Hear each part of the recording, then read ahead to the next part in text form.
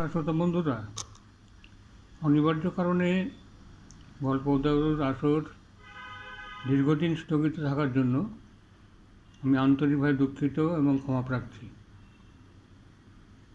আজকে আপনাদের শোনাব আমার তৃতীয় গল্প, বটগাছের প্রেতাত্মা। অপূর্ব পাড়াগাঁয়ের ছেলে। সেই ছোটোবেলা থেকেই তাদের অঞ্চলের বিখ্যাত তেপন্তরের মাঠে দাঁড়িয়ে থাকা এক সুবিশাল বটগাছের সাথে তার দারুণ সখ্যতা। গাছটির বয়স কারো জানা নেই। সে তার অজস্র ডালপালা মেলে অসংখ্য বটের ঝুড়ি নামিয়ে আকাশে মাথা তুলে দাঁড়িয়ে আছে। এই গাছটি অপূর্বর অভিন্ন হৃদয় বন্ধু।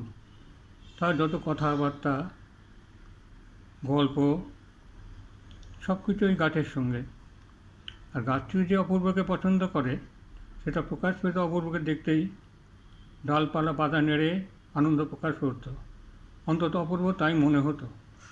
ধীরে ধীরে অপূর্ব বড় হলো, সেই সঙ্গে বন্ধুত্ব আরও গাঢ় হলো। হঠাৎ এক সাময়িক বিচ্ছেদের পালা।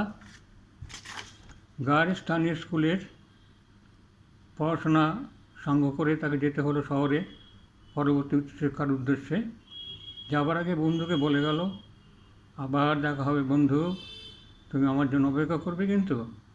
বটগাছটা যেন তার ডালপালা পাতা নাড়িয়ে সম্মতি দিল। এরপর প্রায় 1 বছর পর গরমের ছুটিতে অপূর্ব বাড়ি ফিরছে। ট্রেনে বসে তার একটাই স্বপ্ন, আর বন্ধুর সাথে আবার দেখা হবে। কত গল্প জমা হয়ে রয়েছে। স্থানীয় স্টেশনে যখন নামলো তখন সন্ধ্যে অন্ধকার নেমে এসেছে। অপূর্ব বাবা স্টেশনে এসেছিলেন তাকে নিতে। স্টেশন থেকে রিক্সা ধরে ফেরার পথে বাবার সঙ্গে টুকিটাকি গল্প করছিল বটে, কিন্তু সে সাগ্রহে অপেক্ষা করছিল কতক্ষণ তেপন্তরের মাঠ আসবে আর তার সে বন্ধুকে দেখতে পাবে। ক্রমশ রিক্সা তেপন্তরের মাঠের কাছে আসতেই অপূর্ব সেই অন্ধকারের মধ্যে স্পষ্ট দেখলো বটগাছটি সেই একইভাবে দাঁড়িয়ে আছে। নিশ্চিন্ত হলো সে। যাক, রাত্রে তো নেমে যেতে পারবে না, কাল সকাল হতে সেই বন্ধুর সাথে দেখা করতে আসবে। রাত্রে খেতে খেতে বাবা হঠাৎ প্রশ্ন করলেন, হ্যাঁ রে অপূর্ব, তুই মাঠের দিকে তাকিয়ে কী দেখছিস রে? সে উত্তর দিল, কেন বাবা, আমার বন্ধুকে দেখার জন্য খুব আনন্দ হলো। আমার বন্ধু আমার জন্য অপেক্ষা করে এখনও দাঁড়িয়ে আছে। বাবা অবাক স্বরে বললেন, বটগাছ? বটগাছ কোথায় পেলি রে? কিছুদিন আগে কালবৈশাখীর ঝড়ে সে গাছ উপরে পড়ে গেছে, তারপর চিহ্নমাত্র নেই। অপূর্বর খাওয়া বন্ধ করে তাকিয়ে রইল অবাক বিস্ময়ে বাবার দিকে। বাবা বললেন, বেশ তো, কাল সকালে কি নিয়ে দেখে আসবি? রাতটুকু যে কী করে অপূর্ব কাটলো সেই ভালো জানে। ভোর হতেই সে ছোট্ট তেপন্তরের মাঠের দিকে। সেখানে পৌঁছে অপূর্বর নিঃশ্বাস বন্ধ হয়ে এলো। যেখানে সত্যি তার বন্ধু গাছটি চিহ্নমাত্র নেই। সেই জায়গায় গভীর গর্ত যেন গিলতে আসছে। তার দু চোখ বেয়ে নেমে এলো জল। ধরা গলায় শুধু বলতে পারলো, বন্ধু, কাল তুমি আমার জন্যই দাঁড়িয়েছিলে আমাকে দেখা দেবে বলে। কান্না তার গলা স্তব্ধ হয়ে এলো। সে ধীরে ধীরে বাড়ির বুকে